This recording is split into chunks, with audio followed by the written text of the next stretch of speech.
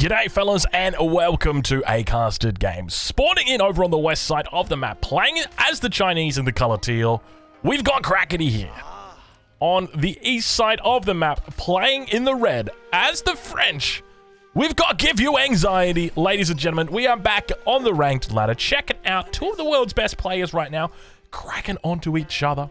We've got GUA, a notorious gamer from Age of Empires 3, from the how much longer am I going to say from the AoE 3 community? How long's AoE 4 been out for? Oh, look, I'll be honest with you guys. I'm just trying to give myself a little bit more street cred, because me and GUA, we go way back. And it's important that, you guys understand, I'm a cool guy as well.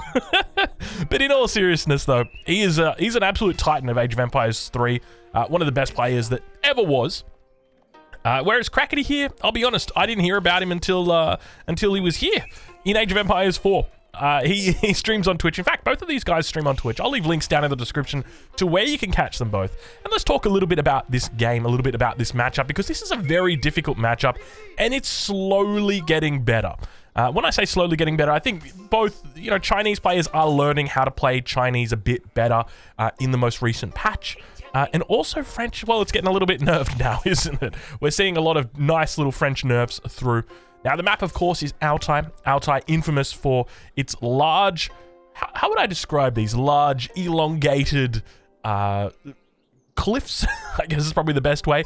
Very easy to wall, though. So you will see a lot of walls on this map. Typically, on the edges of the map, you're going to see lots of walls. So where are you going to see walls? Probably down here. You're definitely going to see at least one set of walls. You might even see... Actually, I think you'd probably be more likely to see a wall here, just because there is a relic. I don't know whether players will realize there's a nice little way through there. Highly likely that you'll see walls up here, walls over here, and this will be walls for both players. Everyone is just going to wall this map like crazy. So, look, I'd love to see it changed, but I don't know if there's any way to really stop that. And I guess it's just one of those things, it's just part of the map.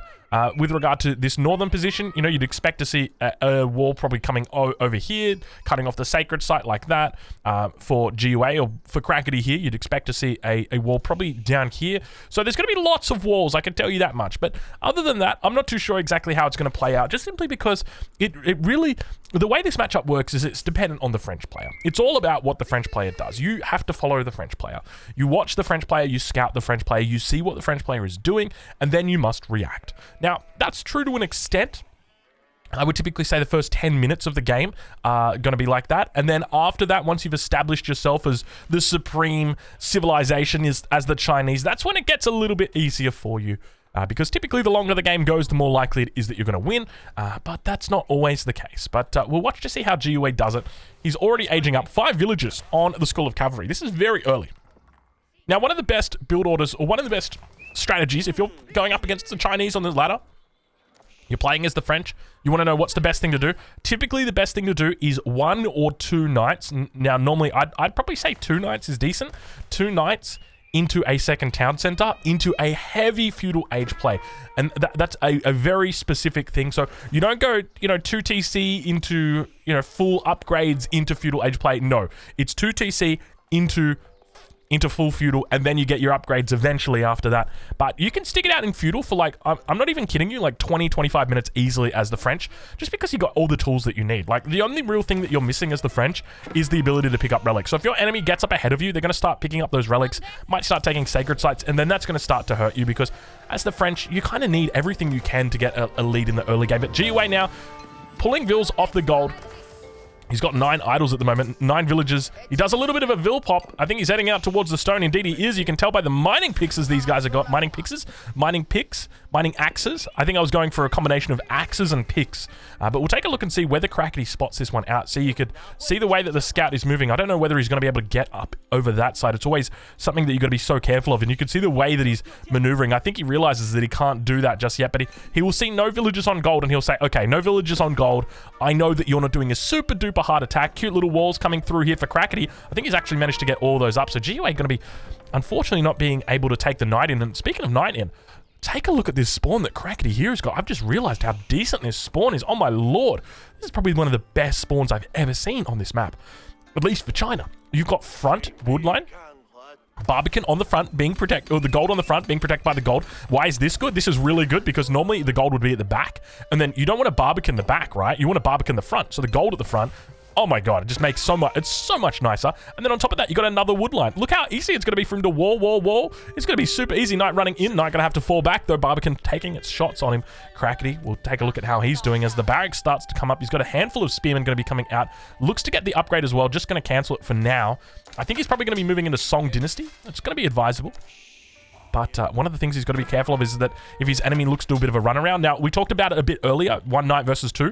This is where the second knight really comes in handy, because then the first knight can pressure at the front, and it's basically just an APM check. You're just constantly checking your enemy for their APM. Do they have the APM to bring these villagers inside? You don't mind taking a shot or two from the Barbican, because you're going to have chivalry eventually. So that's going to be able to heal you up. And now GUA going to be moving out. Second town center going to be coming out into the middle. I think he might be dropping the TC down here. A little bit wild if he does. But let's see exactly how he plays it. Villagers moving in. I don't know why GUA is falling back from this position. They're only scouts. It's not a big deal. Scout now going to be attacking the villagers. It looks like one villager is going to go down. He pulls back a handful.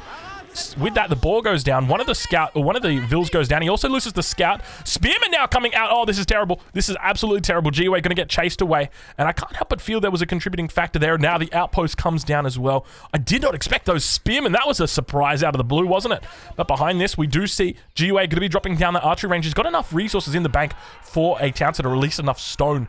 He would have had enough if it weren't for this archery range. And I think that's just a combination of GUA being probably a little bit too greedy, I would like to say. There's nothing wrong with the TC on the deer, especially on this map. There's no need to go take the boar if you're already doing 2 TC. Now, don't get me wrong, it's lovely to have the boar, but there's nothing that forces you to do it. You know, you're not doing that classic Rus 1 base play, anything like that. So now going to be forced into the archery range as well. That's really going to hurt him because it delays the second town center. And you can see the villagers now moving out over onto this deer patch where the second town center is going to go down. So correct plays there. We'll check in with Crackety, see how he's doing. Doesn't look like he's gone for the Imperial Academy just yet. Not a lot of resources in the bank for him either. He's got plenty of gold, though. So he is starting to stack that one up. He's only got 1 Imperial official out. More than enough resources to get Wheelbarrow, if he so chose to. Wheelbarrow really effective against the Chinese, against the French, rather, because in the event a knight runs in and looks to do some damage, the wheelbarrow is going to give you a little bit more speed, so it just makes the distance that your enemy's going to have to run to attack you a little bit further, and then they're like, I don't want to attack, I'm just going to fall back, and so you don't lose any health on your villagers. So super important. But now we've got GUA looking out towards this stone mine. Knight coming in. There's 2 spears out here, so going to be able to deal with it. You can see, cute little micro. GUA going to come around, looking to get a charge. Spearman going to be coming back in. Beautiful stuff coming out from both of these players, but this is why GUA was one of the best. It just simply comes down to the micro mechanics that you start to see right here. And look, already starting to work down the scout. Super smart from GUA. Oh, beautiful little dodge right there. Doesn't take any shots from the spearman. Oh, he's absolute form right now. He's looking incredibly good. GUA on point, and now the scout starts attacking. The spear achieves what he wants, forces that spear to come back. GUA going to come in now, looking for the charge. Spearman going to be coming out to respond. Oh my lord, I know it's a tiny little detail, but it's so high octane. I just love this kind of stuff. It's so good. GUA now forced away from this position. Scout coming out as well. Coming back is, unfortunately, you can see the spears just holding position now on top of the vills. He's like, yeah, come on, bring it back. Now heading back, the horseman, or rather the scout, got to be careful. Gets the charge off on the first scout. Actually, he might get this scout if he's not careful. Oh, speaking of scout, oh, rest in peace, GUA. A brief lapse in judgment. We'll take a look back towards his base. What? Oh, he's going to get this scout, though. So a little bit of a 1-to-1 trade there. If he's not careful, it might be a 2-for-1. Royal Knight taking a lot of damage there. He might just need to get that bad boy out. He's been testing the APM right now of Crackety pretty well. But we'll check back in with GUA and see how he's doing. We're at the 9-minute mark. Now, at this point in the game, GUA typically should have a second archery range, a second stable down, and he should be just pumping units non-stop. His village account at the moment is 33.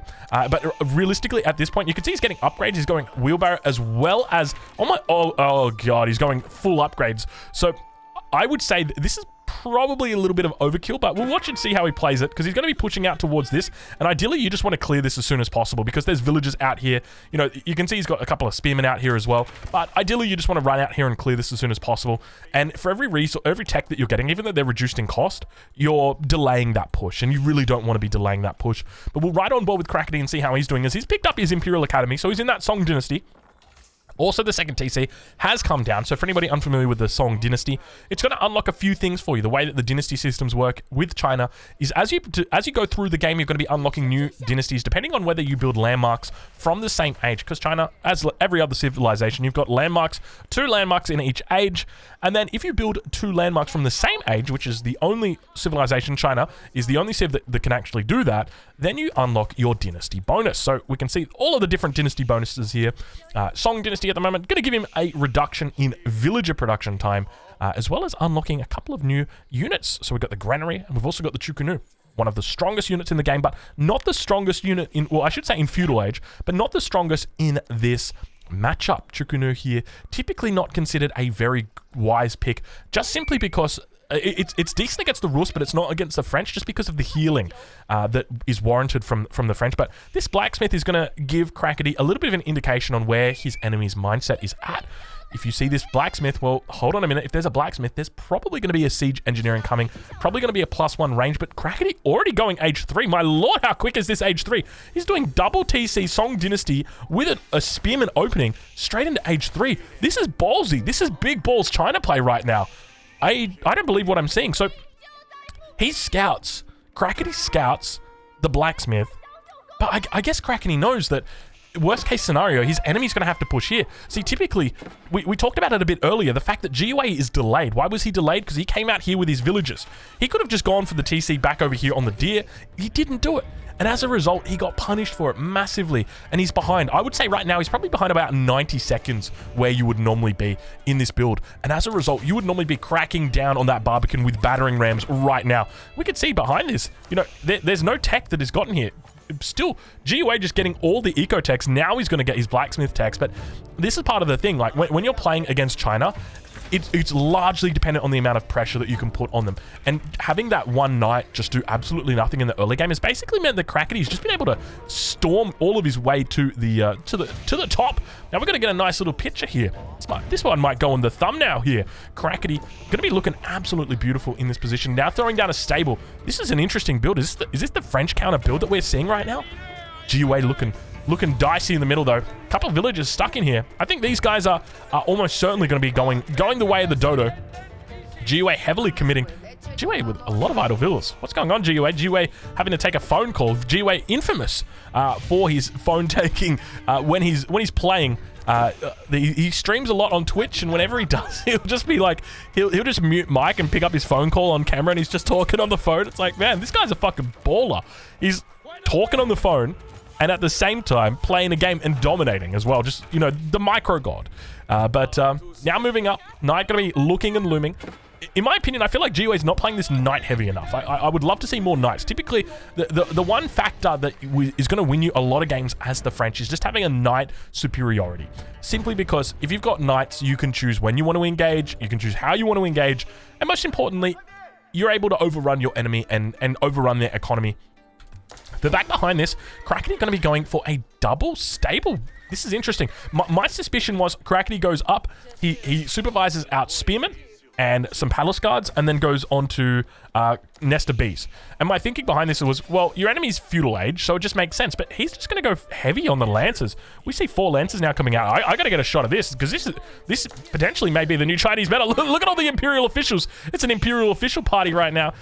This could be the new Chinese meta. We'll have to watch and see how it evolves in this matchup. Now, when I talk about metas, what is a meta? And why do I always say this word? Meta is the understanding or the expectation of how a game would be played or could be played in a specific matchup. So in this matchup, you would typically expect a very long feudal out of China to try and deal with the feudal age of the French. But now it looks like Crackety's going to be switching up the meta a little bit, at least in his own game. Obviously, he's got a great spawn here on Altai, very defensive. His enemy trying to push through these walls, not going to have any success. The Knights going to be falling back as well as the Archers. The Lancers continuing to just chase all of these units down. Going to be very successful here. Not the other word. YouTube, please don't demonetize me. I didn't mean to say the word. Don't just because it sounded like I said it. Don't demonetize me, bro. Now those Lancers continuing to clean house. Going to be able to jump inside the outpost and at least force a little bit more damage onto these Lancers here. Gets a good little cleanup, charges onto the villagers. He's not looking too shabby though. We'll ride on board with GUA and see how he's doing. It's just the two archery ranges. Hold on, 2 town centers. There we go. I don't know why my double click isn't working. I'm trying to double click. Yeah, my double click isn't working. Oh, there we go. That was weird. Double click not working. Villager count 70 for GOA, 71 for Crackety. So just when you thought GOA might have something in his back pocket, Crackety says, no. Sorry, that was BitConnect. Just a little bit of BitConnect coming out of me. Carlos Matos, New York, I love BitConnect. Sorry, okay, that's enough. That is enough, meme lord. You've done well today, sir. Moving down to the south side, he spots out the villagers. He uses his wall to actually see this. This is a big win right here for Crackety. He's going to get some decent charges, unable to close up the wall. And with that, all the villagers going to be going down. This is going to be terrible. GUA deletes the wall as he tries to run through, but just going to open himself up to even more damages. All of those villagers get absolutely mauled. Now, what was the appropriate response there from GUA? Run through to the other side of the mill and then try his best. Get his villagers on this side and then try and wall. Try and do a really quick wall down there. And then, you know, maybe put 1 or 2 layers down and then run yourself over to the other side. That's the kind of thing. But GUA under a lot of pressure right now. Villager count going to be dropping. He's down to 65 villagers compared to the 81 of his enemies. So now the knight's going to be falling back. And this is what I was saying a bit earlier about not having the knight composition. But Crackety, he doesn't care about that. There's spearmen coming out from GUA. He's doing the classic 1-1-1. It doesn't even matter to him. And I heard a relic getting picked up somewhere. Somewhere on this map, there was a relic getting picked up. I don't know exactly where it was, but I heard it. I heard it 100%. I heard it. There's a monk. So we know that much. Relic still not picked up. It could have been, was it a central relic? I don't know where it was. There it was. It was a central relic. It was out here. So he started picking up the relics, and now going to transition over to granaries. We see a mill coming out as well. Lots of farms back there. This is looking good, though. I mean, Crackety is changing up the meta here. I love the way that he plays it, but I mean, I feel like you can't really look at this and be like, okay, this is totally the way to play against China or against French, just simply because I feel like GUA was kind of... It was in a bit of a bad spot. Like, it wasn't the perfect game from GUA. We saw that unfortunate early game position where he went to try and take the boar. He was surprised by a few too many spearmen. And things just went downhill from there. He dropped down an archery range to respond to the spearmen, and that delayed his town center. And the reality was he didn't really need to respond to the spearmen. It's not like the spearmen were an immediate threat to anything other than the villagers that were out here, which he'd already lost. So yeah, it just sort of fell slowly out of his favor. But I mean, it was just a great response from Crackety, great game plan from him, and now continuing to add in more farms. You guys know we're getting a picture of this. As this base continues becoming more beautiful, we're going to continue getting beautiful pictures of it, because, you know, when it comes to the thumbnail, we've got to put something juicy on there. And now the knight number's starting to look real healthy for Crackety. We'll get a little bit of a stock take and see how he's doing. He's up to 15 Lancers. Lancers, and this is something that I talked about, you know, from the French perspective. You love Lancers, you love knights, just simply because they allow you to engage. You get to choose when you want to engage, where you want to engage. It forces you to, or not forces you, but it forces your enemy to have to take fights that they don't want to take. Spearman numbers looking healthy, though. 14 spears. Keep in mind, these guys are only hardened, so still yet to get that veterancy, because still yet to get that age 3. Looks like he's going to be aging up, though. With 77 vills, I would hope he goes for a Royal Institute here. Let's see exactly what it's going to be. It is a Royal Institute, so doing the right thing, and also dropping a 3rd TC. GUA with the balls of a... I'm not going to say anything. I've just got to be careful. YouTube, thank you. Insert YouTube demonetization joke here. But yeah, I mean, GUA going for 3 TC. It's a little bit of a late TC, but I do like it. It's going to allow him to reach parity with the Chinese player. So at the moment, 78 vills versus 105. So he's got quite a mountain to climb with regard to vill count. And China, obviously, the longer this game goes, the more likely it is that China wins. Nice little spearman holding off against 46 charges of Royal Knights. But now that Nest of Bees is going to be coming forward as well. Crackety going with the classic combo, the Nest of Bees Lancer combo. We don't see any blacksmith upgrades from him just yet. Oh my lord, look at the... Look, oh my...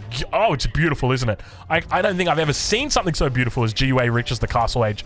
And now those Lancers continue pushing forward. You know we're going to have to go have a little look at that. Look at this. God damn, dude.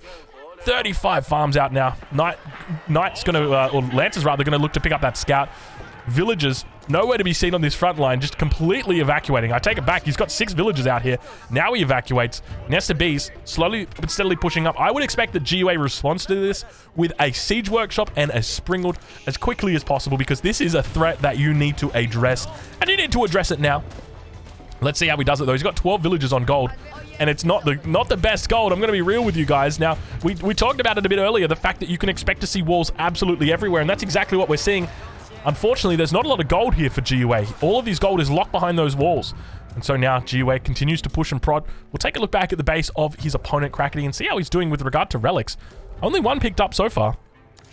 Look at all the relics on the minimap. They're all locked behind walls. You see one relic over here, another relic over on this position. Has Crackety scattered that? He has scattered that. I don't know why he hasn't gone for it. Another relic down here. And look at this relic. Oh my lord. The man's on a mission, that's for sure. He's managed to find his way back. I don't know how he's going to get through these walls. Is he trying to take the sacred site? You sneaky little monk. All right, let's check back in the base of Crackety. Oh, indeed, we got it. Now, finally, that blacksmith coming up. We got to get a picture for that. That's going on the thumbnail, ladies and gentlemen. Aye. That is the new China right there. Isn't that just absolutely beautiful? I love the double stable as well. It's so smart for him to do that. That is really the new way that China plays. And in this matchup, it just makes so much sense. Like, let's think about it realistically. So what does France want to do? France wants to make knights. France wants to make... Keep going up here for Crackety. It's going to be a race. Which gets up first, the outpost or the keep? I'll be real. It's going to be the outpost, but I don't think it changes the fact that the keep is going up here. Takes this gold, takes this stone, and forces his opponent to make some trebuchets. Outpost is going to go up. Villagers immediately jumping inside, but still, we don't see any... this could be... This is doubtful that this goes up. Wait, what? The knights turn around. Instead, he could have just gone in surrounded. It probably would have gone up in the end. But Knights, beautiful little surround there. You can see just the keep firing off towards that position. Springwood going to be out now as well. He's going to be careful with that nest of bees. I don't know exactly where it is. There it is, chilling out. Also going into crossbows now. So smart move from Crackety, looking to diversify his interests. Now that outpost is indeed taken out, and the keep going to be firing down upon the units below it. Goes for a lumber camp in the center. But yeah, typically as French, what do you want to do? Like, you want to make archers and you want to make knights. Well, what counters both of those units? Knights. that is the answer. I mean, knights kill knights evenly, but then also they kill archers. So if you just have more knights than your enemy's got lancers or knights respectively plus archers, well, then you're just going to beat them. So it just makes sense. And this is part of the reason why we saw Chinese, in the early stages of the Age of Empires 4 release, China would just go fast castle against French. You'd go one base fast castle, Barbican on the gold, and you'd try your best to just get up to the castle age and then start making lancers or knights yourself. Now, it looks like we've seen a return to that. So the meta is sort of shifting back around. Obviously, it's a lot more advanced from where it used to be. China looks a lot stronger than what it once did before. GUA going in with some cheeky walls. I mean, I talked about it earlier. This is just the reality of what you see. You know what I'd love to see on this map? How about this for an idea? In Age of Empires 3, there is a terrain that you can get that you cannot build on. What about at the base of the mountains, they made it so that you can't build there. So there would always be a way through. Like, it would be impossible to wall this off. That would kind of suck though, wouldn't it? Can you imagine that?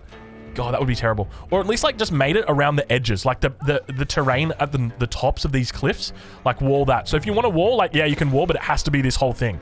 Then at least that's a bit more of an investment. And speaking of investment, Spearman moving forward, Nesta B is going to be turning their attention towards him. Look at them firing down on all of the units below. He's getting off some decent shots here. GUA trying his best to hold on. I've got no idea where the knights are. I may have missed that. Apologies.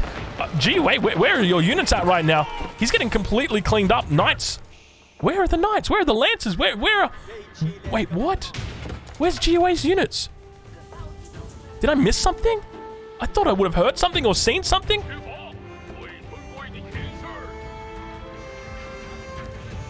He's got knights. Where are the knights? GUA. Where are your knights? It says he's got 12 knights somewhere. Has he got them in a town center or something?